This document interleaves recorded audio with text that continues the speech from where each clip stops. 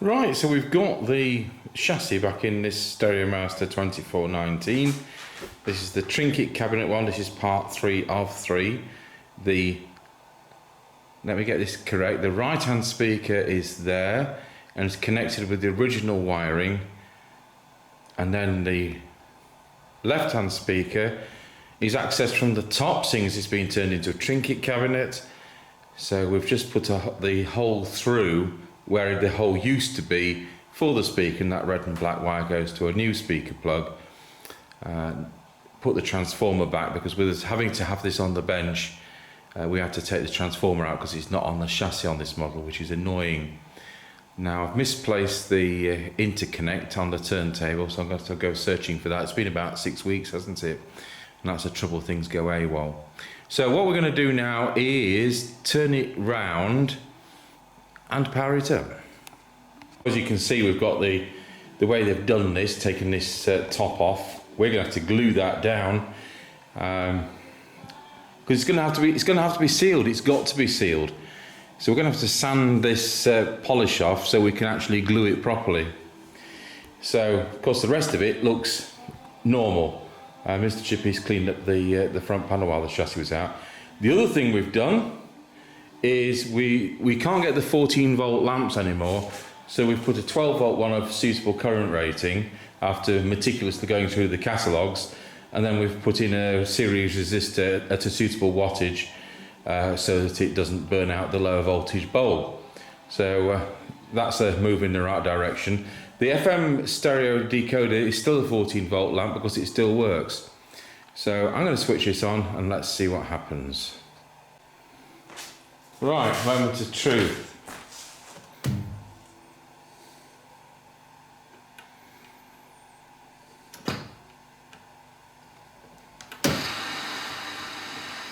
Right channel, left channel, excellent. Now in a very poor reception area here.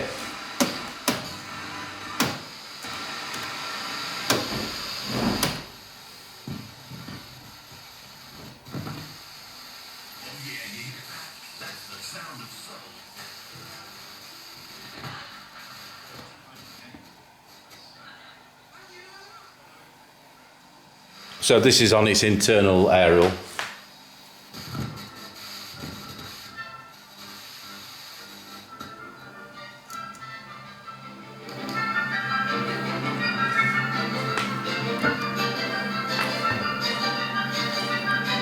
Right hand channel, left hand channel. Now I'm going to be careful because without the lid on, I'll tell you what, we'll put the volume to the right hand channel.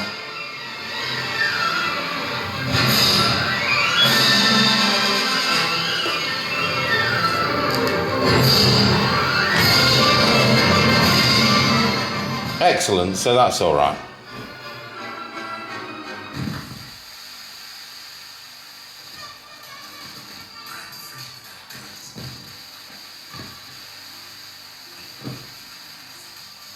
Now I'm interested to see whether the record deck, without knocking the camcorder over, I'm interested to see whether the record deck is actually going to, the pickup cartridge is actually going to work on both channels. I've got a replacement one of these slidey things off an old friend of mine. So put Graham. Let's have a listen on both channels. So right hand channel, we'll go into stereo. Left hand channel. Excellent. So it looks like the cartridge is working, which is fantastic. Okay, so with that, and that is pretty much the end of In Tune for today. I have to say, it's been a cracking show. If you missed the Marcus Roberts Trio playing live for us early in the show, go back to BBC Sounds and listen again. They were fantastic.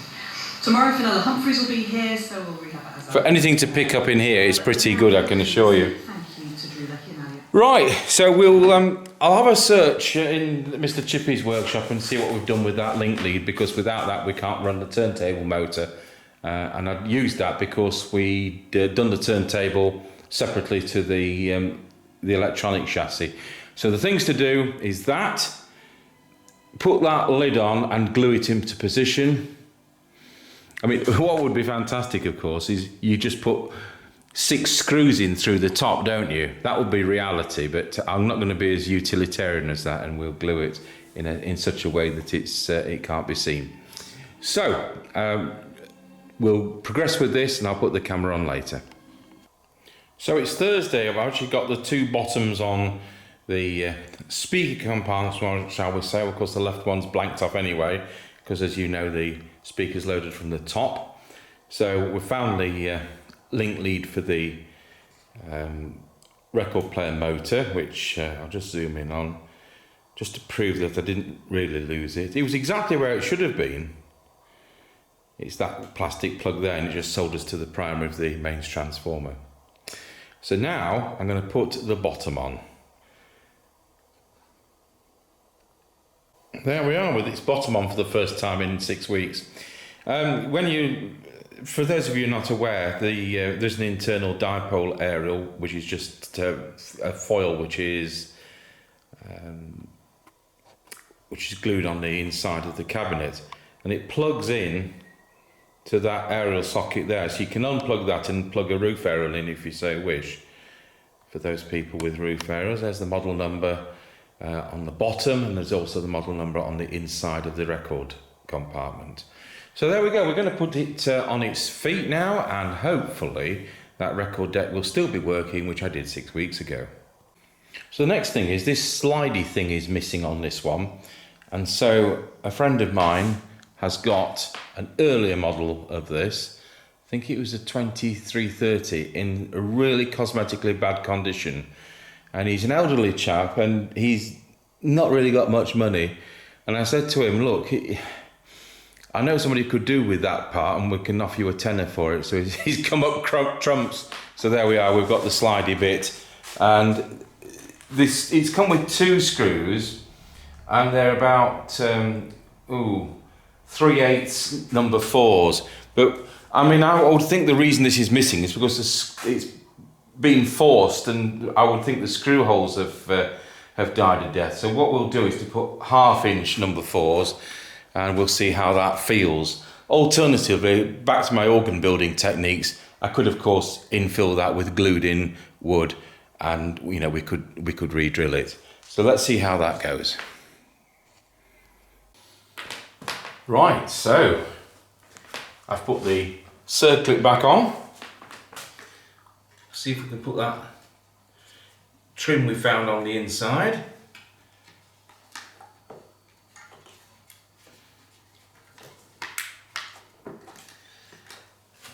But they thought they'd not see that trim again. That's done. So we've got the slidey thing in properly. Good. Switched it on. Mains indicator.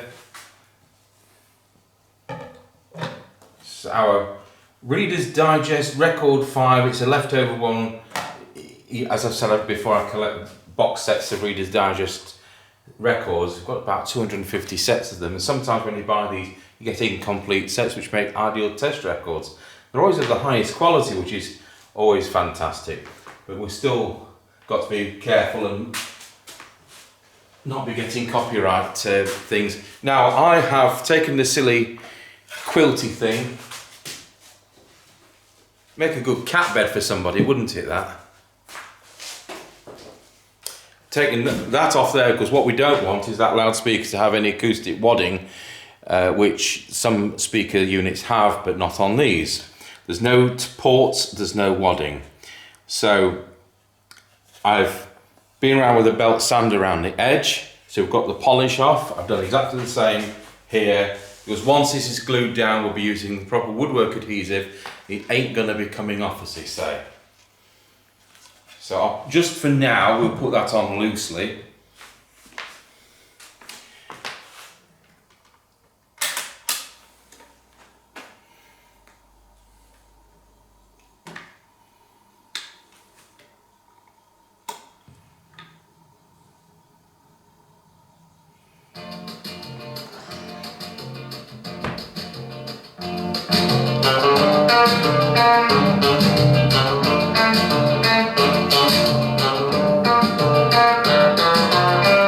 excellent. Well, I'm going to have to do some talking so that the copyright police don't get us. So we'll just do the queuing lever, pop the stylus up, if it works. It does, the queuing lever works as well. Let's go a bit further into the record.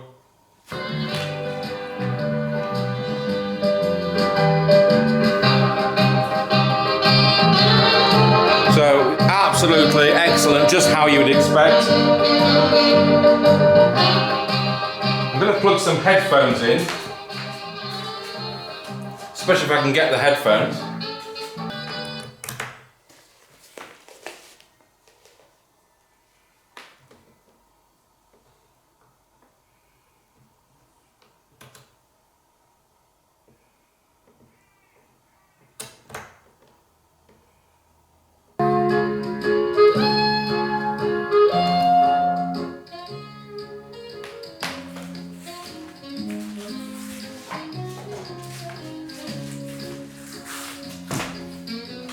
Well, we seem to have got low output on the right-hand channel. But it's not the amplifier, so it looks like we do have a pickup cartridge that's seen better days. There's absolutely nothing I can do about that. I mean, I can hear there's output on that.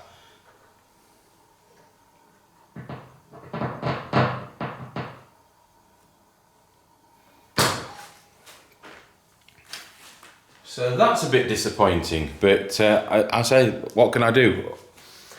But it's going to be weak on the right-hand channel. It's not dead on the right-hand channel, but it's weak on the right-hand channel. These are ceramic cartridges.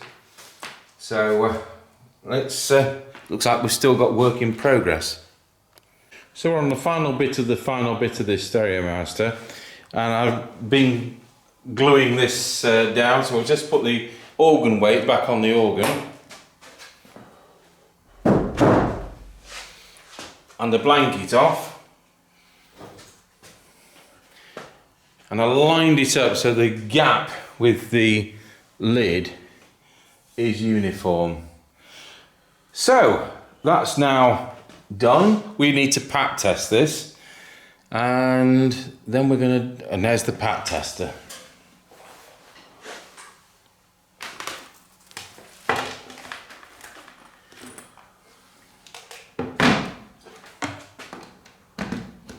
We'll put a new plug on it.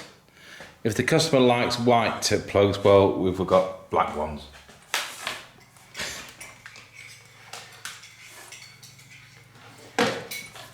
And I haven't put the little card on yet on the inside so that we can get to the chassis with the earth probe.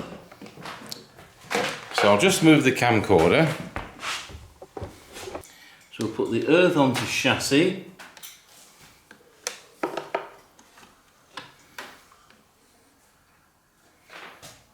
And we'll go for it.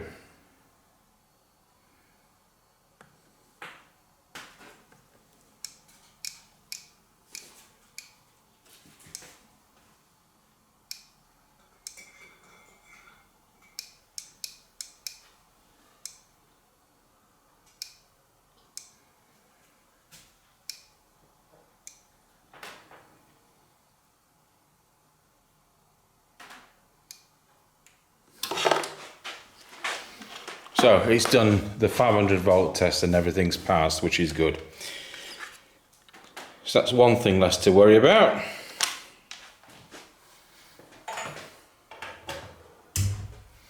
Okay. So I'm sure Mr. Chippy will put that back in its case at some point. So instead of playing the instrumental gold record, we've got another one which Mr. C will pass me. I think this is one of those expensive demonstration records. Hope it's being cleaned. It's got fingerprints all over it, so it's going to sound dreadful.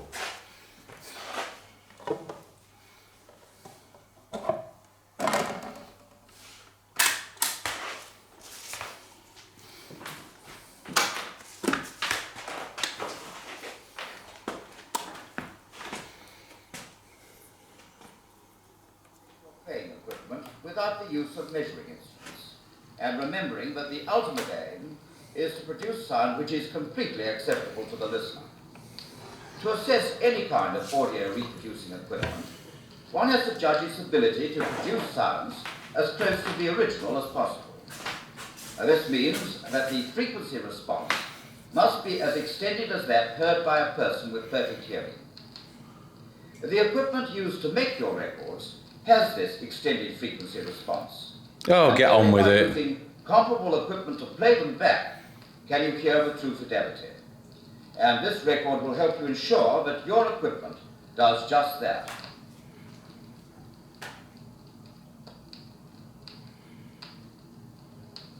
Records are planned with precise location of sounds. Well, he's on the left. Or voices. And your equipment should play them back in the same positions. For instance, my voice should now be coming only from the left-hand speaker.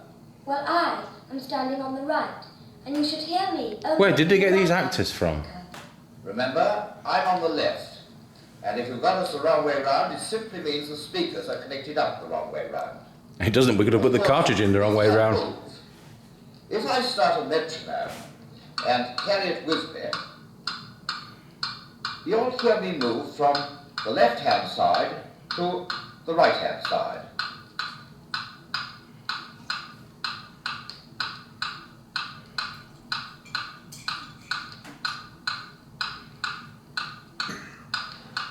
And now I'm on the right. Yeah, you are. Metronome and a very pretty girl. That was If sexist. you'll give me the metronome, I'll wind it up. I think we'll go forwards a long way. But I wanted to make sure the channels were the right way round. And carry it across from the right-hand side. Let's hope they play some music at some point.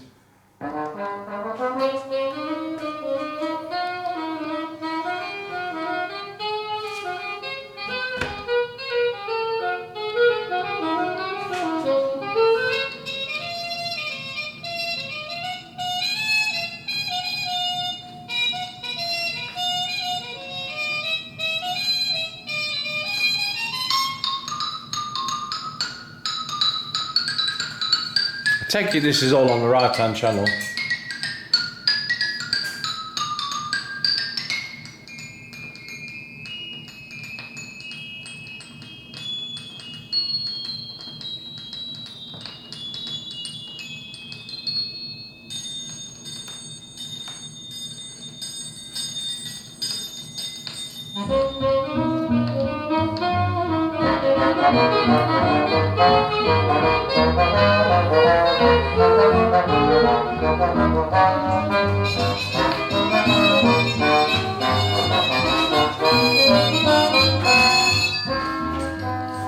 Well, I think we'll leave it at that point and we'll get it back to the customer. So thanks for watching HMV Stereomaster 2419, part 3, putting it all back together.